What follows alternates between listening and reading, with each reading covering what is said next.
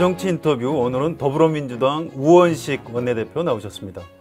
우원식 대표님 안녕하세요. 네, 안녕하세요. 반갑습니다. 바쁘실 텐데 여기까지 와주셔서 감사합니다. 아, 이렇게 불러주셔서 고맙죠. 네. 자, 이승준 기자가 먼저 우원식 의원, 우원식 원내대표님 어떤 정치인인지 좀 압축해서 간략하게 소개를 좀 해주시면 감사하겠습니다. 네, 1950년 서울에서 태어나셨습니다. 그 민주화운동 중심에 서 계셨고요. 연대 학생운동권으로 이름을 알리셨고 전공 토목공학과 환경공학을 살려서 환경운동 2000년대 초반에는 환경운동에 매진하셨습니다. 그리고 2004년 열린우리당 소속으로 서울 의원에서 17대 국회의원에 당선돼서 19대와 20대 의원을 역임하시면서 3선 의원이 되셨고요. 또 지난해 5월 원내대표 선거에 당선되셔서 지금 민주당의 원내대표로 활동하고 계십니다.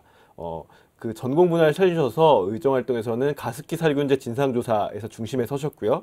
또 탈핵 에너지 전환을 위한 국회의원 모임 대표도 맡으시면서 탈원전에도 목소리를 내셨습니다. 그리고 본인이 가장 자랑스러워하고 대표적인 경력으로 내세우시는 게 을지로 위원장입니다. 예, 민주당에서 어떻게 보면 역대 대표들이 가장 자기들이 생각했을 때도 가장 성공한 실험이고 성과라고 하는데 우리 사회의 을들을 보살피는 실제로 현장을 국회의원들이 찾아가서 을들이 처한 비정규직이나 명세에서 자영업자들의 문제를 청취하고 해결하는 역할들을 지금까지 묵묵히 해오셨습니다.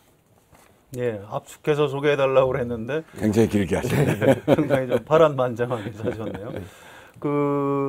1970년대 말에 이제 학생운동을 하셨죠. 네, 그랬습니다. 그래서 지금 그 최근에 1987 네. 그 영화에 나오는 그 장면보다 이제 더 앞서서 하셨는데요. 그때 1987년도에는 어떤 일을 하셨습니까? 그때는 이제 제가 76년에 학교에 들어가서 77년을 거치고 78년 초에 군대를 이제 끌려가게 됐어요. 그래서 군대 갔다 와서 80년 7월에 제대를 하고 81년에 복학을 해서 복학하니까 다시 이제 전두환 그 체제잖아요. 그래서 전두환 반대 시위를 하고 감옥 살고 나온 게 83년이죠. 그리고 노동운동을 하다가 87년에 이제 그 6월 항쟁 그 영화 그 배경은 6월 항쟁을 거치면서 직선제 운동을 하는데 그 6월 항쟁 거칠 때는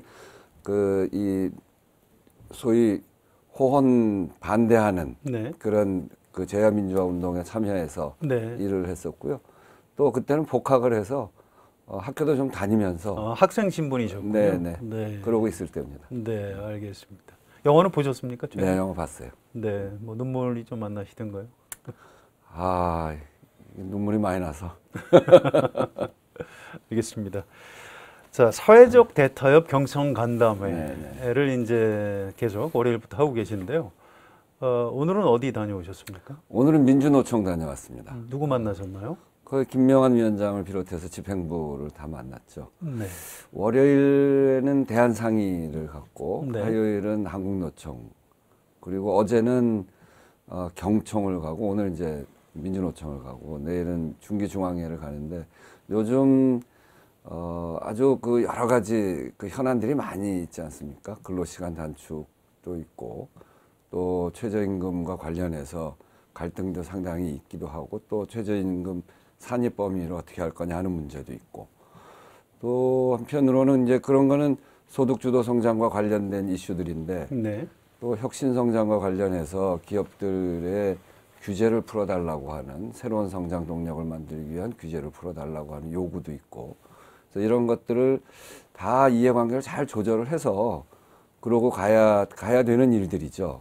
근데 우리가 이제 쭉 지내와 보면 자기 주장을 끝까지 관철해 가면서 그 물리적으로 충돌하고 하는 그런 것보다는 대화와 타협을 통해서 그 합의점을 찾고 그렇게 해서 상생을 해 나가는 것이 사회 발전에 훨씬 도움이 된다는 것을 우리가 그 많은 갈등 과정을 거치면서 우리가 깨달은 아주 귀한 교훈이거든요. 그래서 그런 것들을 지금까지는 그 전까지는 이제 야당일 때 그걸 해볼 수 있는 조건이 안 됐는데 지금은 이제 여당이고 또 제가 원내대표이기도 하고 을지로위원회를 하면서 겪었던 그 많은 현장의 이야기를 중심으로 해서 그런 문제를 해결하기 위해서 이 재계와 노동계 간에 그 합의점을 잘 찾아 나갈 필요가 있겠다 이런 생각이고요. 요즘 이제 사회적 대화 기구를 다시 복원하자 하는 그런 분위기도 있고 그래서 쭉 다니고 있는데 굉장히 의미가 있게 그런 것 같아요. 예, 사회적 대타협이란 말이 조금 어렵게 느껴지기도 하는데요. 네. 왜 사회적 대타협이라고 그러는 것인지요? 그러니까 이런 의제들이 다 그 사회적 의제들이잖아요. 네. 근데 여기에는 소위 경제적 이해관계 때문에 한쪽 편을 들 수밖에 없는 사람들 그런 집단들이 있죠. 그래서 계속 이제 부닥쳐 왔는데 예. 이 이해관계는 그 부닥치고 있는 이해관계 그룹들 간에만의 문제가 아니거든요. 전 국민적 문제이기도 하고 노동조합만 하더라도 지금 노조의 조직률이 10%밖에 되질 않잖아요. 그렇죠. 노조에 가입되고 있지 않은 사람들이 90%고 그분들이 훨씬 더 어려운 문제가 있고 또 경영계에는 또 아주 전체의 우리 그 성장 동력을 또 잘 만들어가야 되는 분들이긴 합니다만 그분들의 이해관계 역시 일부를 대표하고 있고 그래서 이것을 국민적 의제로까지 끌어올려서 국민적 요구를 담아내는 그런 조정을 해야 되기 때문에 이해관계자를 비롯해서 국민들도 함께 참여하고 지켜보는 속에서 타협을 이뤄나가고 상생의 길을 찾아가자 이런 측면에서 전 사회적인 타협이 이루어져야 된다 그런 측면이라는 생각이에요. 예, 내일 청와대에서 문재인 대통령하고 이제 민주노총, 한국노총 지도부가 만나게 돼 있는데요. 대통령하고 민주노총 지도부가 만나는 게 11년 만이라고 알고 있습니다. 결국 이제 사회적 대화가 다시 재개되는 것 아니냐 이런 관측들을 하고 있는데 오늘 민주노총에 다녀오셨는데 분위기를 좀 전해 주시죠. 그 여러 가지 쟁점에 대해서는 치열하게 토론을 했습니다.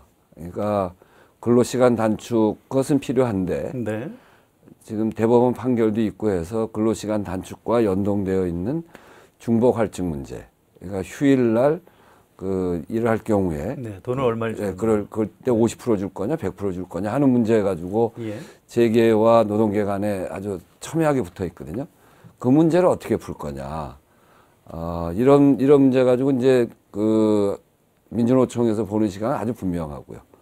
그런데 전체적으로 보면 그 문제를 어디까지 허용 또는 그것을 어떻게 조정해야 될지는 여러 가지 이견이 있기 때문에 그 문제 가지고 이제 저희는 집권 여당이니까 전체를 또 고민하지 않을 수 없는 상황이고 그래서 그 문제 가지고 토론도 했고 어떤 방식으로 풀 건지 최저임금 요번에 올렸는데 산입 범위를 좀 늘리자 거기 상여금을 최저임금 안에다 넣을 거냐 말 거냐 이제 이런 과제들이 있죠. 그렇게 넣으면 최저임금 올라가는 부분이 좀 줄어들게 되고 그래서 그거를 넣지 말고 그대로 올려라 하는 주장이 있을 수 있고 기업 입장에서는 그걸 그렇게 넣는 것이 일반적이고 그렇게 넣어야 부담을 좀 줄이는 거 아니냐 이런 게 있어서 그런 문제 가지고 이제 첨예하게 토론을 했습니다만 전에 같으면 확 대립하고 말았을 거예요. 네. 근데 이제 지금은 저희들도 노동을 하시는 분, 특히 비정규직이나 이런 분들의 고통을 잘 알고 있는 그런 그룹이기도 하고 또 지금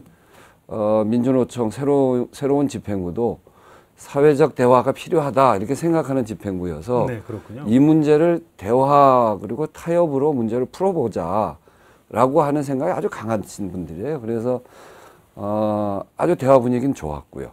뭐 토론할 건 토론했습니다만 서로 믿고 해보자 이런 분위기였고 그래서 어느 때보다도 사회적 대화 이런 쟁점들에 대한 토론 이런 것들이 가능한 그런 조건이더라고요. 네, 이제 그 내용을 가지고 타협을 해 나가야 되는데요. 저는 그 절차도 좀 중요할 거라고 예상이 됩니다. 결국은 쟁점에 대해서 합의가 이루어져도 국회에서 이제 입법을 한다거나 그렇습니다. 이런 절차가 필요한데 어떤 법률들을 국회에서 어떤 법률들을 개정을 해야 되나요? 그러니까 이번에 그 지금 닥쳐 있는 문제 최저임금 뭐 근로시간 단축 이런 거는 최저임금법, 네. 그다음에 근로기준법 이런 법들이 이제 당장 부닥쳐 있는 문제죠. 그것뿐 아니라 그것과 함께 그 최저임금을 올리게 되면 이제 대기업은 그래도 감내할 만합니다. 근데 네. 영세한 중소기업이나 영세한 상인들 여기는 이제 상당히 부담을 많이 느끼게 되거든요. 그분들의 조건도 함께 개선해 나가야 됩니다. 그렇게 하기 위해서는 상가임대차보호법도 있고요. 그리고 카드 수수료 그 여신법도 있고, 네.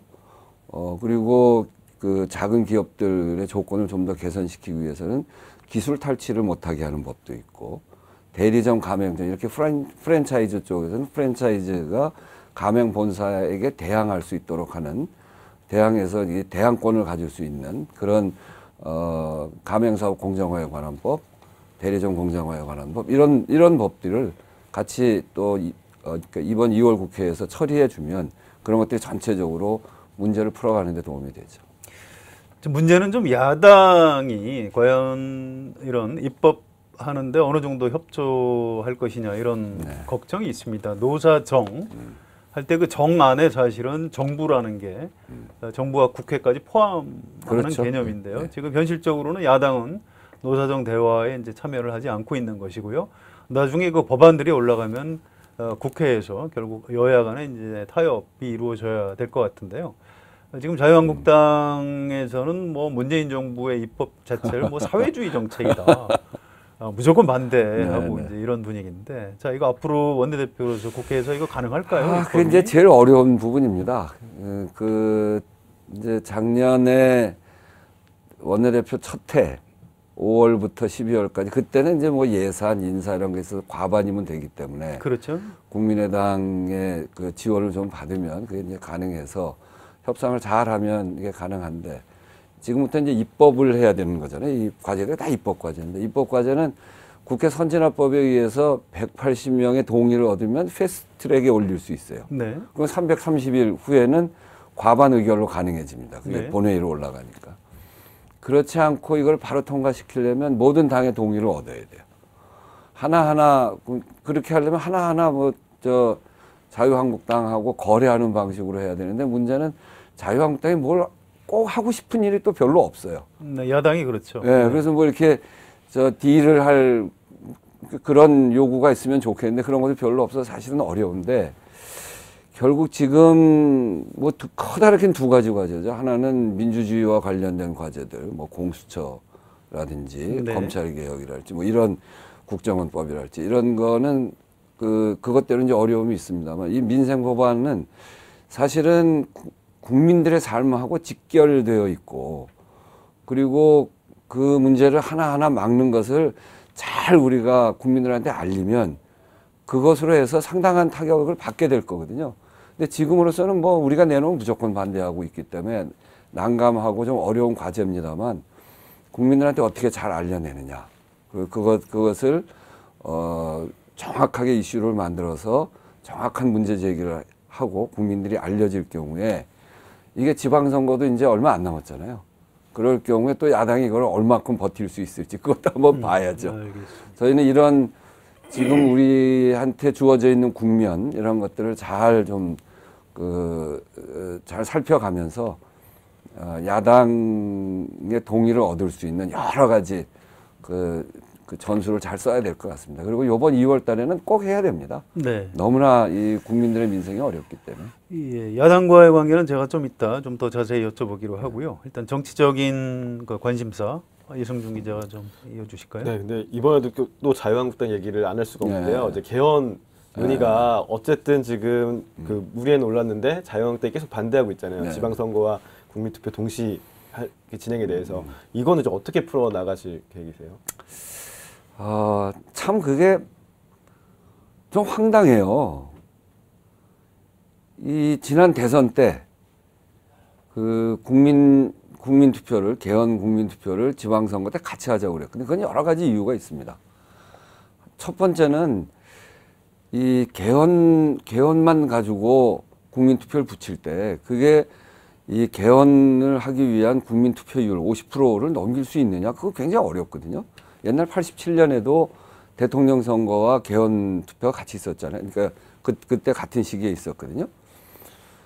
개헌 국민투표가 72%였어요. 그때 직선제였죠. 72%였고 그것을 가지고 대통령 선거를 했는데 대통령 선거는 91%였습니다. 20%쯤 차이가 나요. 그러니까 그만큼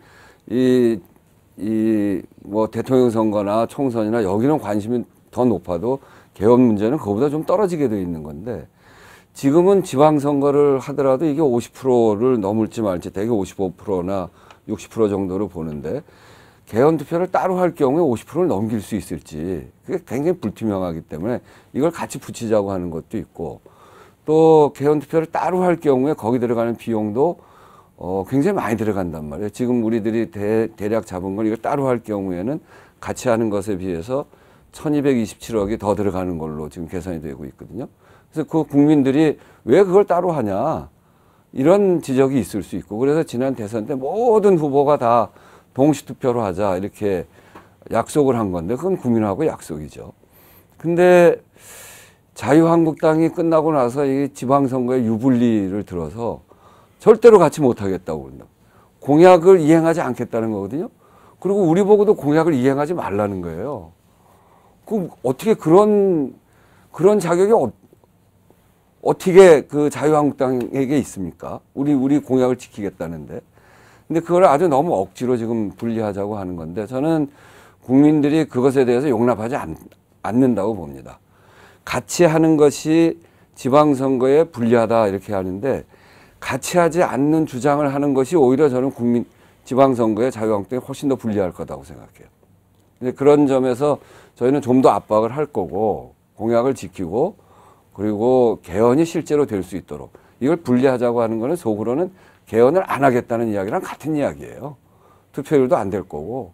그렇고 그게 12월 말로 미룬 거는 12월 말에 특별한 결론을 낼 수 있다고 시간이 필요해서 그때 가서 특별한 결론을 낼 수 있다라고 하는 것도 사실은 맞지 않는 말이죠. 이미 1년 동안 논의했어요. 지난번 87년 그때도 개헌 논의가 47일인가 그랬습니다. 이미 1년을 논의했고 1월 달 들어서 60일 기간이 있고 그러니까 충분히 가능해요. 지금 사실은 남아있는 거는 권력 구조와 선거 구조에 있어서 지도부의 결단만 남아있는 거거든요. 이제 그거를 가지고 여러 가지 이유를 대서 미루자고 하는 건데 그거는 개헌을 할 생각이 없다는 그런 이야기고 그래서 저는 이런 것들을 국민들한테 잘 알려가면서 지방선거와 동시투표를 해서 실제로 개헌을 하게 만들어야 되겠다는 게 우리 생각입니다. 네. 근데 이제 문 대통령이 신년 기자회견에서 어쨌든 국회에서 합의가 되지 않으면 어떻게 보면 정부 주도의 개헌을 내겠다 이런 입장도 비쳤잖아요. 네. 이 부분을 좀 어떻게 보세요? 그거는 헌법을 발의할 수 있는 개헌안을 발의할 수 있는 권한이 국회에도 있고 네. 대통령에게도 네. 있죠. 그러니까 대통령은 국회에서 해달라. 그게 아주 일관된 그러니까 일관된 태도였어요.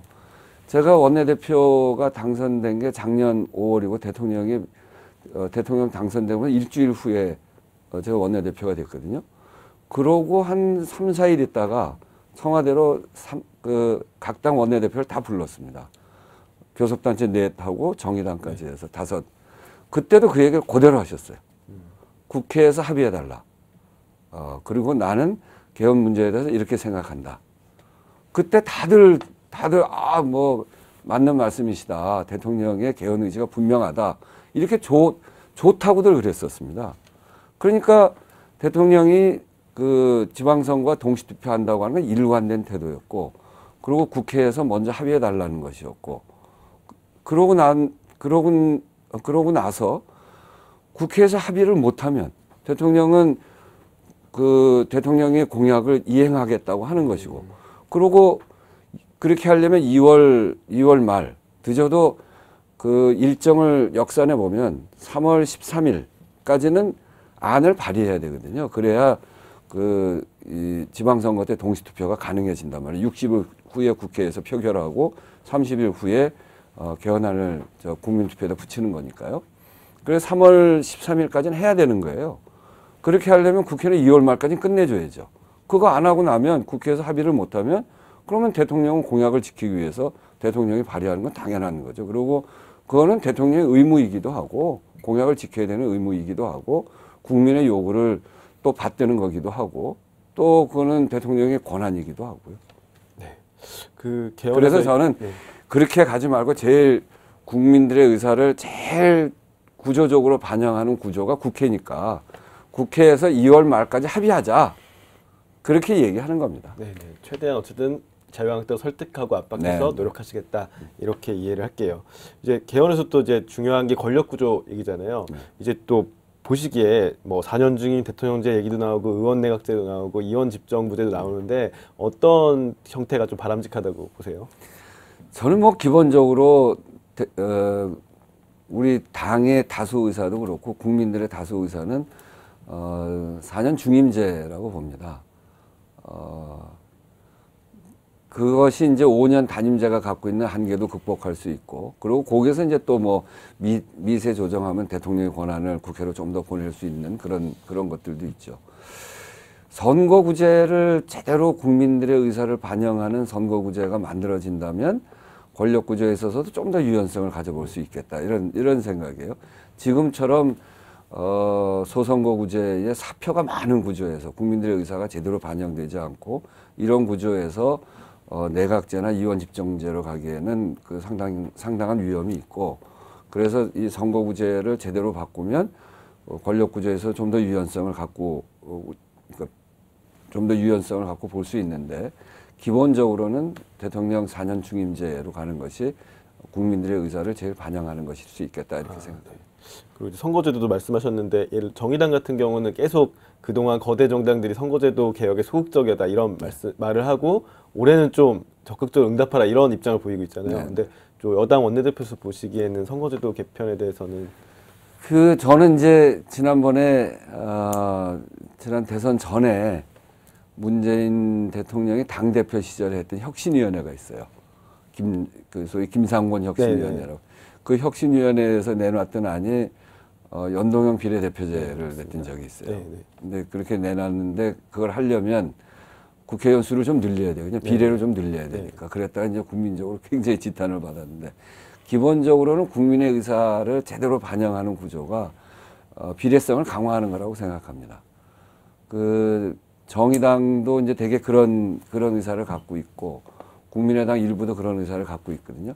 저희는 사실은 집권당이고 국민의 지지가 높고, 그렇게 하면 비례성을 강화하기보다는 지금처럼 하는 게 제일 유리해요. 근데 앞으로 우리나라의 미래의 큰 설계를 그리고 국민들의 의사가 제대로 반영되는 구조를 만들려면 비례성을 강화하는 선거구제로 가야 된다 이런 생각이고, 저희 당도 대체적인 의사가 거기에 모여져 있습니다. 자, 원내대표시니까 이제 야당과의 관계에 대해서 좀 제가 질문을 좀 많이 드릴게요. 일단 중요한 정치 현안이 이명박 전 대통령이 어제 기자회견을 해서 보수 괴멸을 겨냥한 정치 공작이다. 또 네. 노무현 대통령 죽음에 대한 정치 보복이다. 뭐 이렇게 얘기를 해서 지금 뭐 뉴스에 크게 보도가 되었고요. 또 문재인 대통령이 그 말을 듣고 또 뭐 분노했다. 이런 뉴스가 막 쏟아지고 있습니다. 네. 자, 이른바 적폐청산과 그 정치 보복 논란, 이 문제 우리가 어떻게 봐야 되겠습니까? 글쎄, 어제 이명박 대통령께서 국민들에게 기자회견을 한다고 해서 사실은 어제 했던 거하고는 좀 다른 기대를 했어요, 저는. 최근에 이 국정원 특활비를 가지고 이게 유용하고 또 네. 거기에 받은 게 있어서 구속된 측근들도 있고, 최근 일이고요. 그 전에는 국정원에서 댓글 쓰고 해서 아주 가까운 분, 아주 이명박 대통령이 서울시장 할 때 부시장 하면서부터 같이 쭉 오랫동안 같이 하셨던 분이 국정원장 하면서 원세훈 원장. 네, 원세훈 원장 그랬잖아요. 네.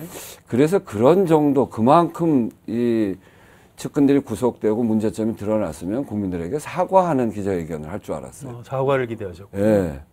저는 이제 이명박 대통령이 아무리 제가 별로 좋아하지 않는 분인데, 아무리 제가 안 좋아해도 최소한 그 정도의 양식은 있겠다 이렇게 생각했는데, 아주 정말 실망입니다. 보수 괴멸이라고 하는데, 보수는 다 그렇게 범법을 저지르는 사람들만 보수인가요? 보수 괴멸이라는 말은 말도 안 되는 소리죠.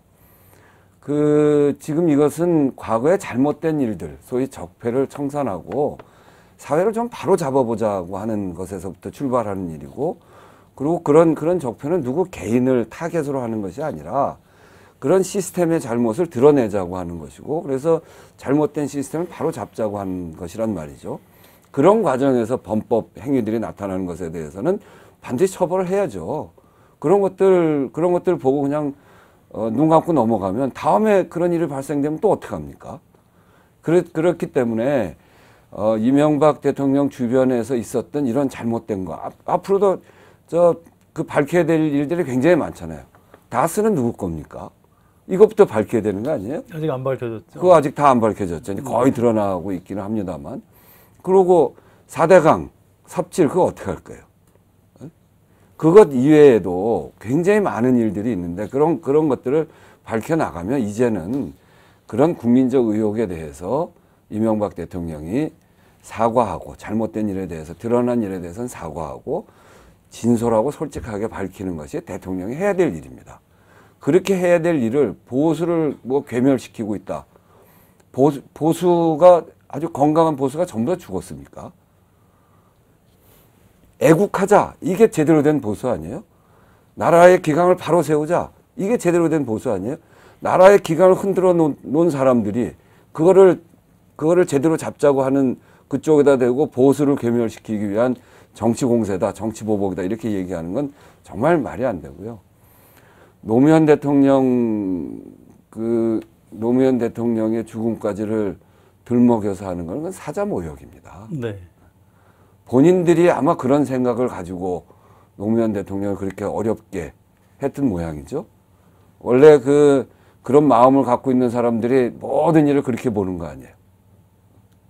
하여튼 그런 점에서 정말 부적절한 정치적 금도를 훨씬 넘은 그런 잘못된 태도다 이렇게 생각합니다. 알겠습니다. 자, 국회 사법개혁특별위원회가 만들어졌습니다. 거기서 고위공직자범죄수사처 또 검찰과 경찰의 수사권 조정 이런 걸 해야 되는데요. 현실적으로 자유한국당 간사를 맡고 있는 장제원 의원이 자유한국당의 이제 수석 대변인도 겸하고 있죠. 문재인 대통령의 청와대에서 발표한 권력기관 개편안 이것은 일종의 국회에다가 가이드라인을 제시한 것이다. 또 권력기관에 대해서 대통령의 인사권을 차단할 수 있는 방안을 밝히면 되는 거지. 뭐 이런 얘기를 하면서 청와대 사과를 요구하고 있고요. 간사 회의 자체에 지금 들어오지 않고 있습니다. 자, 이거 어떻게 풀어나가야 될까요? 아니, 일단은 그런 주장이 어불성설이고요. 이게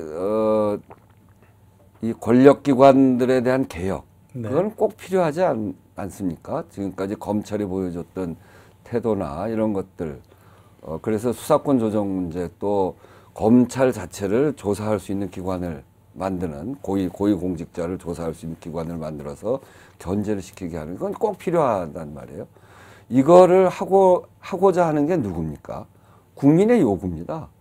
지난 촛불 민심 한가운데 들어가 있는 게 소위 국정농단 세력들에 대해서 이런 검찰이나 이런 기관들이 제대로 하지 못하고 그렇기 때문에 국민들이 들고 일어난 거 아니겠어요? 예.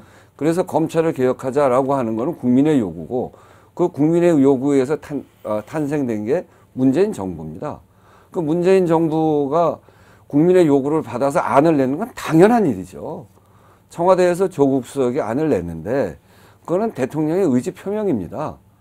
그거는 국민의 명령을 받아서 하는 것이고 그것 때문에 탄생한 정권인데 그 정부 청와대에서 의견을 냈다고 해서 가이드라인을 줬다? 그런 말이 안 되는 이야기가 어디 있어요. 그래서 저는 이것이 무슨 가이드라인이다, 사과해라, 이거는 터무니없는 주장이고 어불성설이다 이렇게 생각을 합니다. 네, 알겠습니다. 지금 자유한국당의 기류를 보면 문재인 정부에 대해서 좀 무조건 반대를 하는 아주 강경 기류로 자꾸 돌아서고 있는 것 같고요. 제가 보기엔 이러다가 뭐 2월 국회 고사하고 장외투쟁까지 하지 않을까 이렇게 좀 예상이 됩니다. 기본적으로 그 제1야당 자유한국당의 어떤 강경한 대여 투쟁 방침에 대해서 어떻게 대처하실 생각이세요? 강경 기류가 강화되는 건 아니고요. 처음 시작부터 그랬습니다. 아, 그런가요? 네, 제가 원내대표 돼서 이제 8개월을 넘어섰는데 단 한 번도 도와준 적이 없습니다. 이게 뭐 협의해서 이건 합리적이니까 이렇게 문제를 풀자. 이렇게 할 때 거기에 협조한 적이 한 번도 없어요. 다 반대했습니다. 그래서 자유한국당하고는 문제를 풀지 못하고 원래 제1야당이기 때문에 여당은 네. 제1야당을 파트너로 해서 문제를 풀어야 가장 쉽게 문제를 풀 수가 있거든요. 자유한국당은 모든 사안에서 저 끝에 가서 반대를 하고 있고 그렇기 때문에 그 중간에 있는 국민의당을 설득하고 또 합의도 하고 그렇게 해서 대개는 국민의당 분들하고 처리를 했죠. 그래서 인사나 예산이나 이렇게 과반하는 거는 대부분 처리했는데 법을 처리하지 못한 이유가 이제 자유한국당이 반대해서 그런 거죠. 그래서 뭐 강경 기류가 점점 강화되고 있다 이건 아니고 늘 그랬던 거고요. 요즘 이제 김성태 원내대표가 되면서 그분은 한국노총 하면서 싸우는 걸 좀 알죠. 네. 장외에 나가서 막 소리도 치고 뭐 옛날 우리 야당 때 했던 그런 거를 이제 좀 하긴 뭐 하는 것 같은데 저는 결국은 국민들이 이런 걸 어떻게 보느냐 이런 문제인 거라고 봐요. 지금 이제 자유한국당이 대개 지지율이 20%가 채 안 되잖아요. 이제 그런 것 때문에 어차피 이제 국민적 지지가 잘 안 되니까 그런 상황에서도 지지하는 사람들만을 대상으로 해서 정치를 하고 있는데 이제는 지방선거를 치러야 되지 않습니까? 그럼 그분들만 가지고 지방선거에 이길 수 있겠어요? 좀 이제 저는 2월 국회부터는 태도가 좀 바뀌지 않을까 하는 기대를 갖고 있는데 네. 제 그냥 혼자 기대일지는 잘 모르겠으나 하여튼 그래서 좀 더 설득도 하고 민생을 중심으로 해서도 더 이야기를 해보고 그렇게 해나갈 생각입니다. 홍준표 대표가 당대표로 복귀한 이후에 또 특히 최근에 이제 해가 바뀌면서 보면 문재인 정부는 좌파 정부다. 이제 그 남북 관계뿐만 아니고 이제 여러 가지 정책적인 것까지 얘기를 하면서 아예 뭐 대화 상대가 아닌 것처럼 이렇게 목소리를 높이고 있습니다.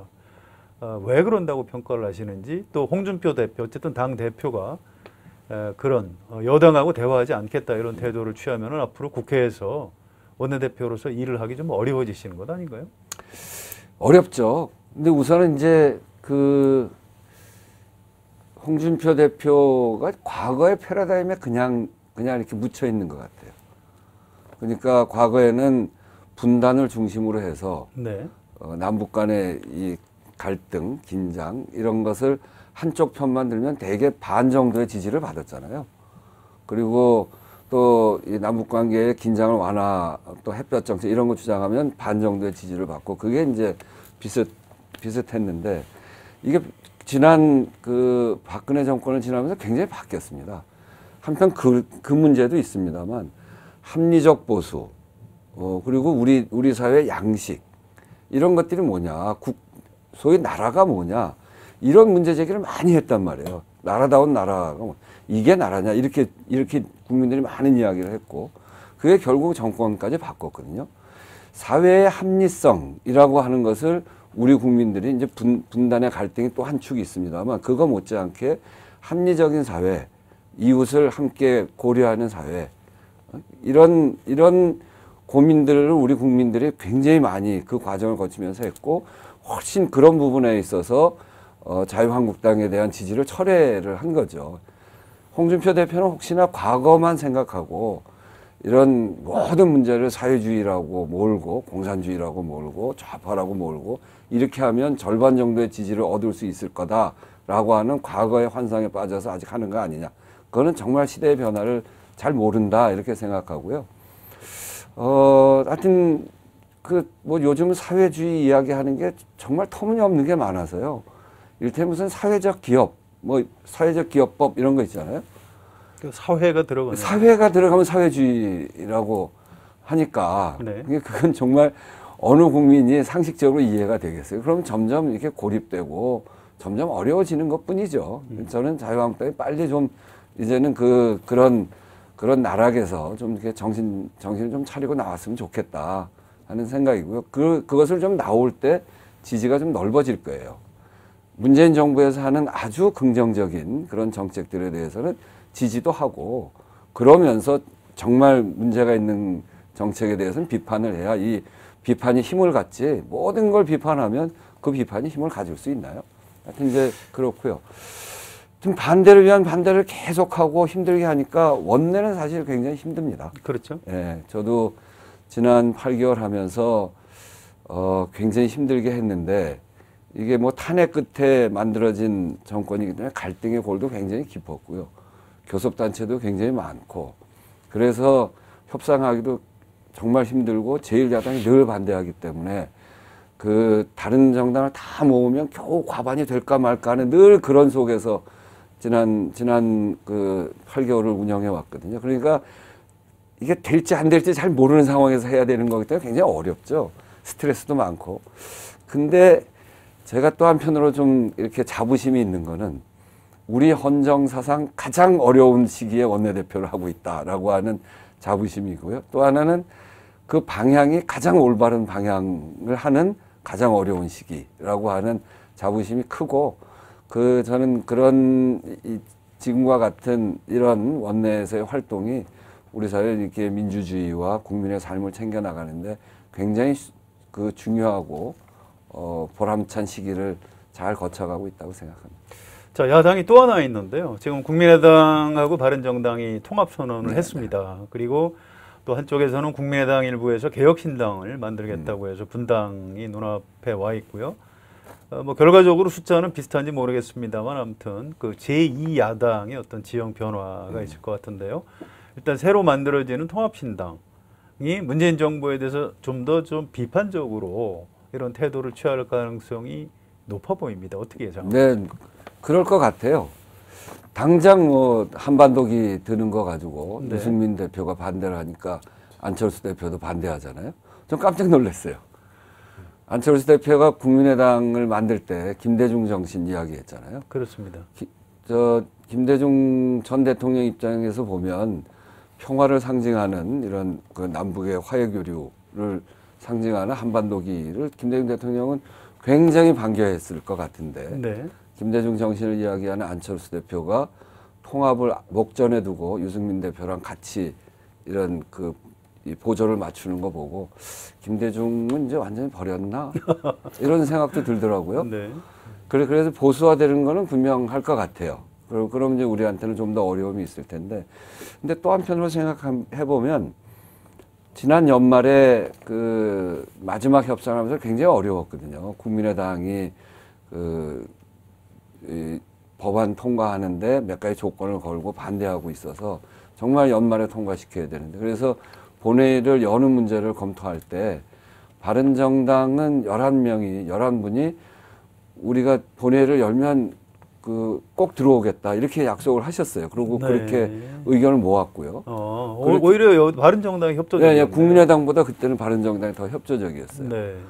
전 그런 바른정당의 태도가 합리적 보수라고, 이 바른정당 같은 합리적 보수 살아있잖아요. 근데 홍준표 대표가 그 이명박 대통령이 보수를 괴멸시킨다고 그러고 이런 보수도 있는데, 그런 점에서 보면 바른당의 합리적 보수의 태도가 국회를 운영하는 데는 좀 도움이 될 것 같고, 안철수 대표가 한반도기를 반대하는 거 보니까 이 전체는 좀 더 보수화되는 것 같고, 네. 그래서 전체적으로 좀 지켜봐야 될 것 같다 이런 생각이 들고, 근데 이제 그 합쳐지는 정당도 문재인 정부가 하는 국민을 위한 정책 이런 것에 반대하면 결국 국민들 지지를 받기 어려울 겁니다.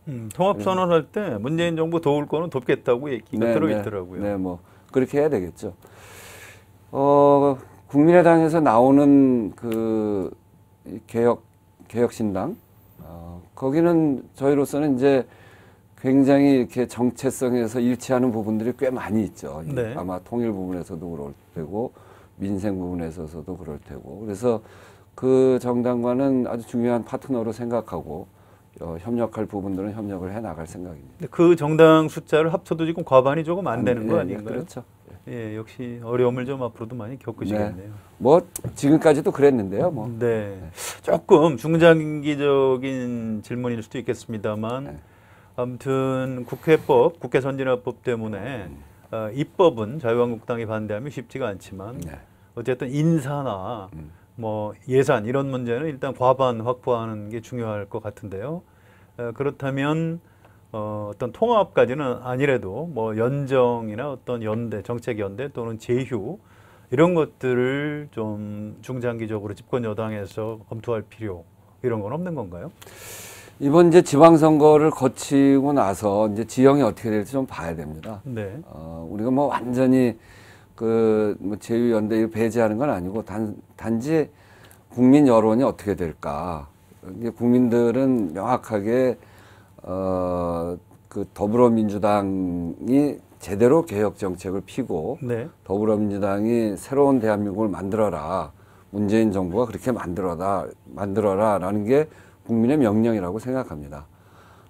그래서 기본적으로는 지금 이 내부가 굉장히 단일화되어 있고 이견이 거의 없거든요. 이게 121명이 있는데 이 단일 대우를 가지고 할 수 있는 데까지는 가야 된다. 그리고 거기엔 국민들의 뒷받침이 있을 거다 이렇게 생각하고요. 그런 속에 한계에 부닥칠 때 어떻게 그 나머지 세력들과 연대해 나갈 것인가, 그리고 어떤 형식으로 해 나갈 것인가라고 하는 문제는 그 필요에 따라서 국민들의 여론의 변화에 따라서 그걸 잘 수용해 가면서 해 나가야 된다는 생각이고요. 특히 중요한 것은 지방선거 이후에는 그 전 정권을 탓할 수가 없습니다. 우리가 해야 됩니다. 그렇죠. 예, 예. 네. 국민들이 온전히 대통령에게도 힘을 실어줬고, 그리고 지금 이제 이렇게 가서 지방선거에서 하게 되면 지방정부에도 힘을 실어준 꼴이기 때문에 그 다음에는 잘 못하면 이제 온전히 우리 책임이 되거든요.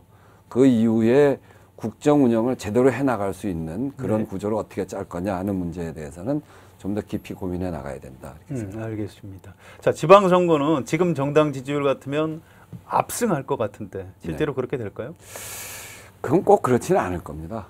왜 그렇습니까? 기본적으로 이제 정당 지지율은 그러니까 그 선거를 규정하는 데서 기본이고요. 네. 그 다음에 후보가 어떻게 될 거냐. 후보 변수가 예, 있군요. 후보가 굉장히 중요합니다. 네. 특히 지방자치선거는 그 지역 안에서 뿌리를 내리고 있는 사람들이 되게 후보로 나오기 때문에 어떤 후보를 내느냐에 따라서 완전히 달라지거든요. 저희만 하더라도 지난 지난번 저도 이제 그 18대 선거 때 떨어졌거든요.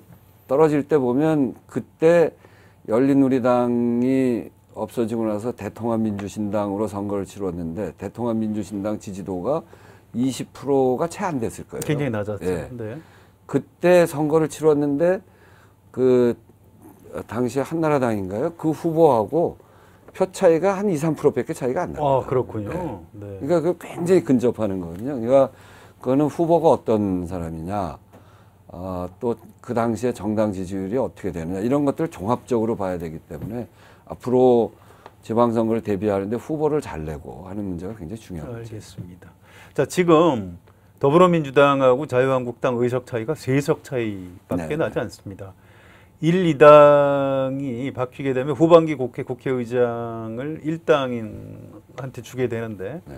6월 13일 재보궐선거, 지방선거와 동시에 치러지는 재보궐선거에서 여당이 많이 이겨야 일당을 그렇습니다. 유지할 수 있을 것 같은데요. 혹시 일당이 바뀌는 일, 이런 일은 벌어지지 않을까요? 혹시 어떻게 대비하고 계십니까?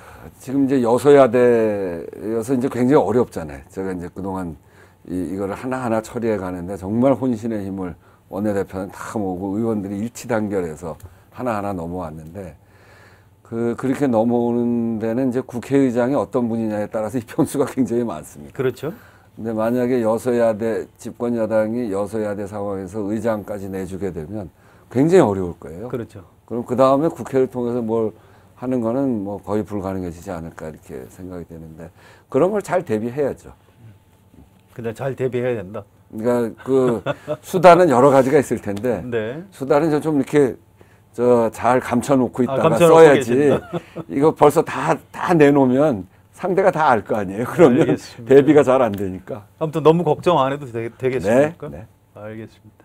자, 이성준 기자 좀 네. 해주실까요? 앞서 말씀을 쭉 하셨던 부분이긴 한데 집권여당의 원내대표는 극한 직업이라는 느낌이 들 정도고 제가 이제 기사를 쓰거나 만들 때 사진들을 쭉 보다 보면 지난 그냥 5월 이후의 사진들 중에서 웃는 사진이 많이 없으세요. 네. 생각보다 진짜. 네. 항상 그 자유한국당이나 야당과 문제를 푸느라고 골몰 하셨던 것 같은데 가장 어려웠던 순간은 언제셨어요? 그럼 지난 8개월 동안. 근데 사실은 그때도 많이 웃었는데 네네. 상황이 심각하니까 제 네. 웃는 사진은 별로 안 찍고 네, 맞습니다. 물 먹을 때 물 먹는 네, 우원식. 맞습니다. 네. 그러고 가다가 제가 보통 이제 저 걸을 때 땅에 뭐 있나 돌부리에나 채이지 않을까 싶어서 이렇게 밑을 보잖아요. 그럼 밑을 보고 좀 찍어갖고 고개 숙인 우원식. 네, 맞습니다. 머리 이렇게 긁고 있으면 곤혹스러운 우원식. 네, 뭐 네. 그때 사진 때문에 죽겠더라고요. 네, 네. 하여튼 뭐 그래서 꼭 그런 건 아니고 네, 네. 어려울 때가 여러 차례 있었죠. 헌법재판소장 안 될 때. 네. 그때가 아마 제일 어려웠던 것 같고, 처음 추경 협상할 때. 네, 그렇죠. 그게 추경 협상의 첫 협상, 사실상 첫 협상이었는데, 이 추경이 우리가 이제 정권을 바꿔야 된다라고 이야기할 때 대통령 권력 하나 바꾸려고 하는 건 아니거든요. 국민의 삶을 더 낫게 하려고 하는 거고, 결국 정권 교체는 국민의 삶을 잘 살피는 그런 정권 교체가 돼야 되는 거잖아요. 그래서 늘 국정의 운영 계획을 전체적으로 바꾸는데 거기에 핵심은 재정 문제, 예산을 어떻게 쓸 거냐, 국가 재정 운영 계획을 어떻게 짤 거냐 하는 문제인데 우리가 계속 고민해왔던 내용들, 이건 이렇게 바꿔야 된다고 생각했던 상당히 중요한 부분들이 추경에 들어갔거든요. 제가 율지로위원회 하면서 늘 얘기했던 그걸 어떻게 해보려고 정말 처음 한 달 동안 그 야당 원내대표 방에 그냥 문턱이 다 닳도록 그렇게 다니고 뭐 술도 먹고 뭐 그러면서 얘기를 했는데 그걸 팍 깨질 때 그 배신감이 굉장히 크더라고요. 그때가 심정적으로 굉장히 어려웠고 그러고 이제 헌법재판소장 부결될 때 네. 그때가 아주 심정적으로 아주 힘들었죠. 네. 그리고 이제 문 대통령이랑 소통을 아무래도 하실 텐데 네. 좀 어떻게 소통을 하시고 어떤 얘기들을 좀 나누시는지. 뭐 여러 가지 형태로 합니다. 네. 따로 뵙기도 하고. 네. 독대도 좀 하시나요? 네, 그렇죠. 어. 그러기도 하고 뭐 전화로도 네, 전화도, 네. 하고 또 무슨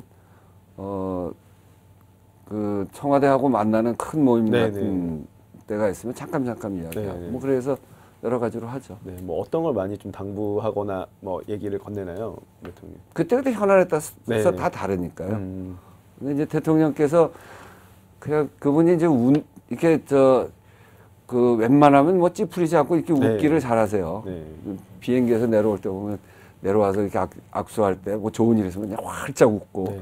전에 대법원장 그 통과시키고 그때도 굉장히 어려웠거든요. 그리고 대법원장은 다른 표결하고 달라가지고 상권 분립의 한 주체잖아요. 네. 그거를 국회에서 잘 세우는 게 굉장히 중요한데 그거는 국가의 아주 기본 틀을 짜는 건데 그거 이제 통과시키고 난 다음에 대통령 만났을 때 아주 그냥 한박 웃음을 해갖고 그거 보는 저도 아주 기분이 좋더라고요. 네.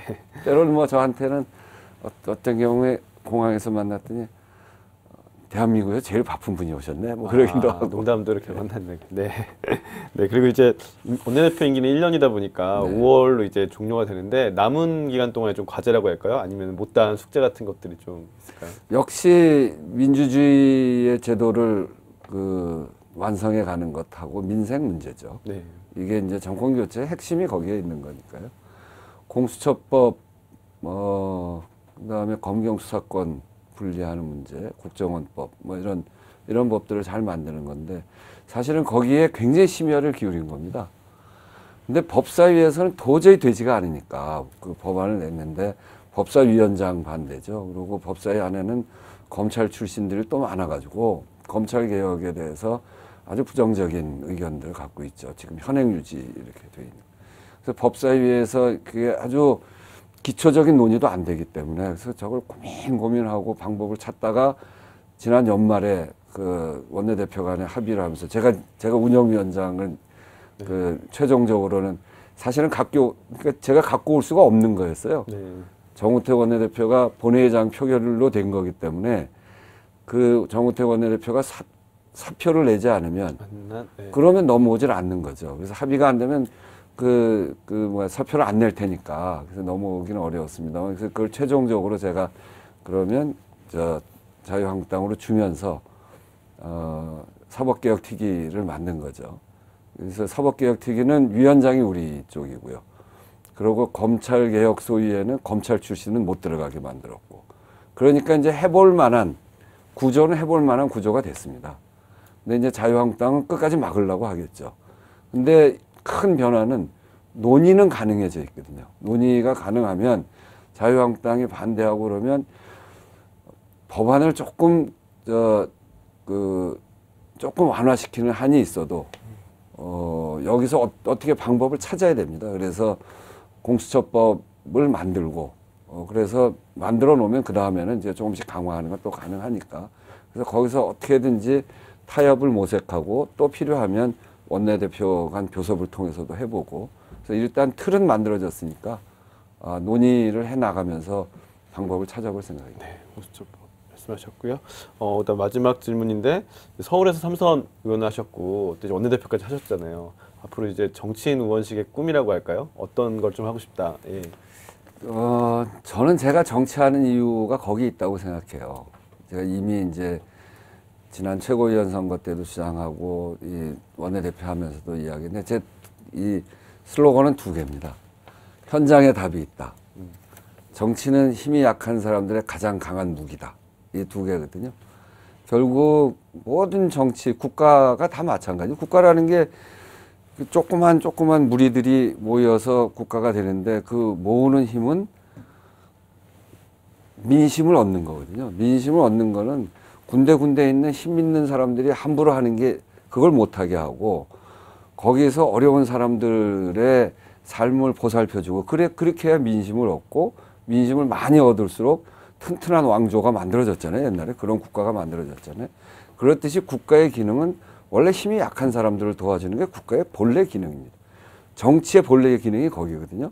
근데 대개 이제 우리가 그걸 많이 잊어먹고 살았죠. 그리고 그런 역할을 해나갈 충실히 하는데 많이 게을리했던 면도 있고, 그래서 저는 현장에서 정말 눈물을 흘리는 사람들의 권리를 대변하고, 힘이 없고 백이 없어도 줄이 없어도 억울한 꼴 당하지 않는 그런 사회를 만들어가는 게 정치 본연의 그 의무이고, 그런 의무에 충실한 그런 의정활동을 해나갈 생각입니다.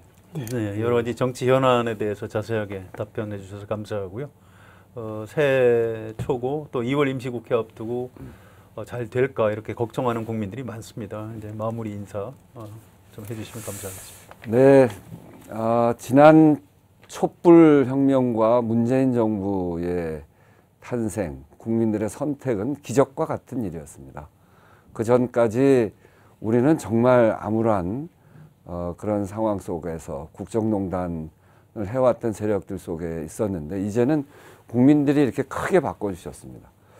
문재인 정부 시작할 때 여소야대 구조를 가지고 국회가 뭘 할 수 있을까 걱정이 굉장히 많으셨습니다. 그렇지만 국민들 힘을 토대로 해서 국회가 한 발 한 발씩 내딛어서 문재인 정부의 인사와 정부 조직과 예산 다 통과시키는 기본은 문재인 정부의 기초는 다 깔았습니다. 이제 이 민생과 민주주의 제도를 만들어가서 촛불이 밝혔던 촛불의 의지를 그야말로 제도적으로 완성해가는 일이 저희들의 과제로 남아있는데, 지금까지 헤쳐왔듯이 국민들의 힘으로 헤쳐왔듯이 한 발 한 발 헤쳐나갈 생각입니다. 2월 달 4월 국회에서, 그리고 곧 이어질 지방선거를 거치면서 국민들의 힘만 믿고 어렵지만 한 발 한 발 전진해 나가겠다는 말씀드리면서, 저희들과 함께 손잡고 함께 힘찬 전진을 새해에도 해 나가시길 기대하고 저희도 열심히 하겠습니다. 감사합니다. 더 정치 인터뷰, 오늘은 더불어민주당 우원식 원내대표와 함께했습니다. 여러분 고맙습니다.